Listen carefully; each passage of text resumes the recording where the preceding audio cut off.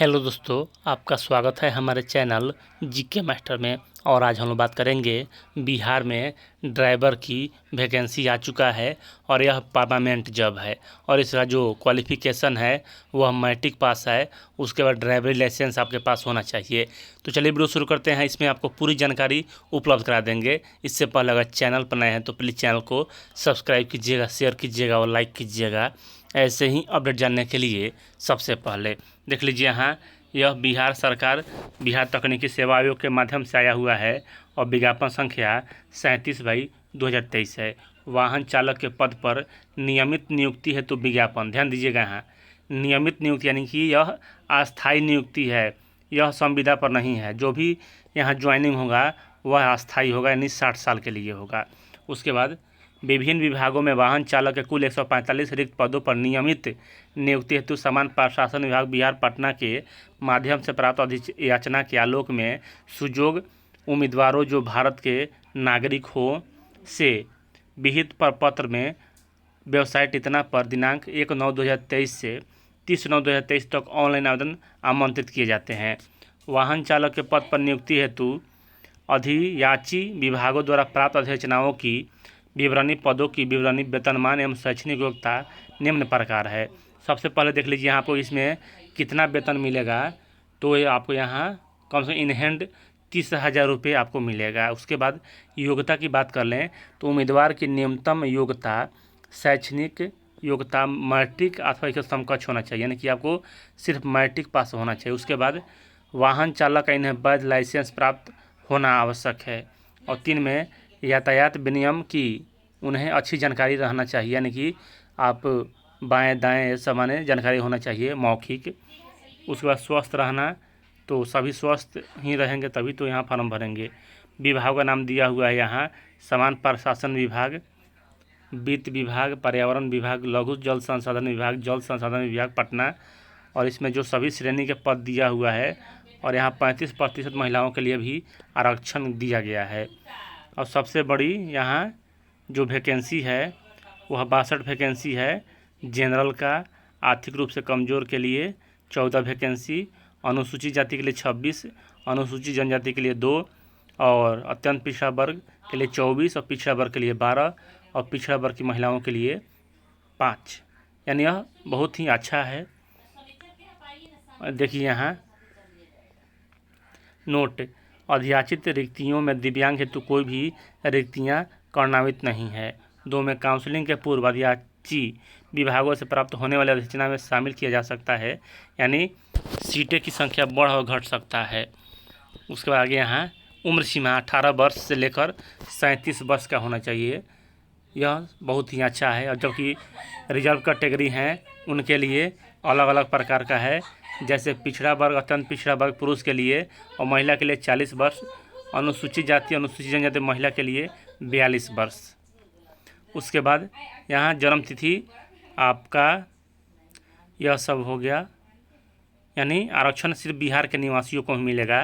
जो बाहर के अभ्यर्थी होंगे उन्हें वहाँ का आपको यहाँ का जनरल में काउंट किया जाएगा। और यह सब देख लीजिए आरक्षण कोटि है। उसके बाद देखिए यह सब।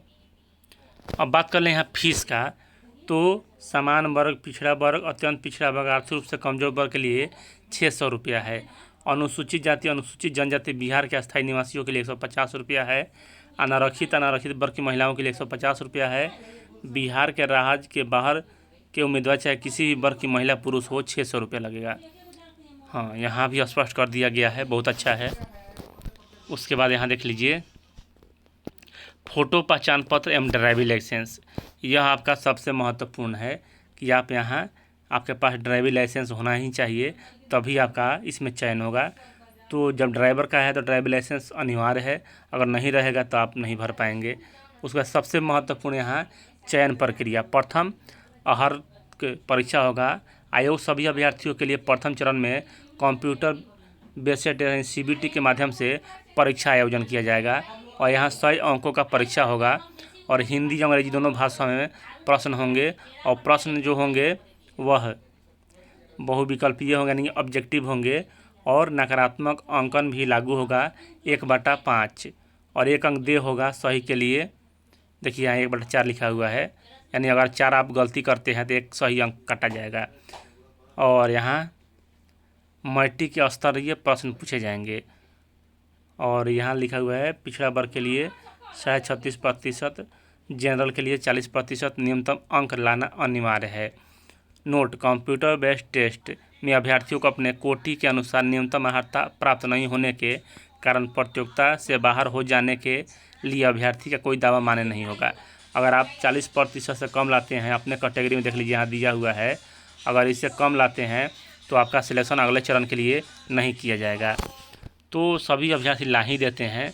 और देख लीजिए यहाँ सबसे महत्वपूर्ण कि सिलेबस भी दे दिया गया है। अर्हता परीक्षा में क्वालिफाई अभ्यर्थियों को प्राप्त अंकों का प्रतिशत के लिए 75 अंक। और यहाँ अगर संविदा पर हैं, किसी कार्यालय में कोई ड्राइवर हैं तो 25 अंक दिया जाएगा ऊपर से उनको। जो संविदा पर पहले से काम कर रहे हैं उनके लिए प्रति वर्ष 5 अंक के लिए, अगर 5 वर्ष से काम कर रहे हैं तो उन्हें 25 अंक अलग से दिया जाएगा। यही बात हुआ। अगर आगे सब क्या है देख लेते हैं कि यहाँ ये सब क्या है। यूज ऑफ सीट बेल्ट, यानी 4 पहिया वाहन चालन जांच हेतु मापदंड, यानी आपको यहाँ इसका भी टेस्ट देना होगा कि ड्राइविंग एडजक्शन ये सब। उसके बाद यहाँ सिलेबस भी दे दिया जा चुका है। वाहन की सामान्य जानकारी से संबंधित कंप्यूटर बेस्ड टेस्ट के माध्यम से जांच हेतु मापदंड, यानी इसका भी यहाँ टेस्ट ही होगा। 2 चरणों में इसका पर एग्ज़ाम होगा। एक पर एग्ज़ाम आपका समान अध्ययन से क्वेश्चन रहेंगे और एक एग्ज़ाम में आपको ड्राइवर से संबंधित क्वेश्चन रहेगा। उसके बाद आगे देख लीजिए यहाँ जातीय आवासीय आय आपका बिहार का बना होना चाहिए और 30/9/2023 के पहले का होना चाहिए। इसके पहले का नहीं होना चाहिए, इसके बाद का नहीं होना चाहिए। देखिए यही सब है। उसके बाद यहाँ आरक्षण का लाभ सिर्फ बिहार के निवासियों को ही मिलेगा। यह बात ध्यान दीजिएगा, जो बाहर के अभ्यर्थी हैं वह इसमें भाग ले सकते हैं, लेकिन वह जनरल में काउंट होंगे। चाहे वह अपने राज्य में SC ST OBC कोई भी कैटेगरी में आते हों, यहाँ अगर फॉर्म भरते हैं तो उन्हें जनरल में काउंट किया जाएगा। तो यहाँ सबसे महत्वपूर्ण है कि जो भी अभ्यर्थी अगर भरना चाहते हैं तो भर दीजिए और जल्द भर दीजिए। टाइम तो 1 महीना है, लेकिन अगर भरना ही है तो जातीय आवासीय आय सब जल्द बनवा लीजिए। 10 या 15 तारीख तक आप लोग भर लीजिएगा। तो चलिए यहाँ तो पूरी जानकारी प्राप्त हो गया होगा आप लोगों को। सबसे पहले यहाँ लिखित परीक्षा होगा, उसके बाद ड्राइवरिंग टेस्ट होगा, वह भी लिखित ही होगा ऑनलाइन। तो चलिए यहाँ यही अपडेट है। ऐसे ही ऑन अपडेट जानने के लिए GK मास्टर चैनल को सब्सक्राइब कीजिएगा। वीडियो देखने के लिए धन्यवाद।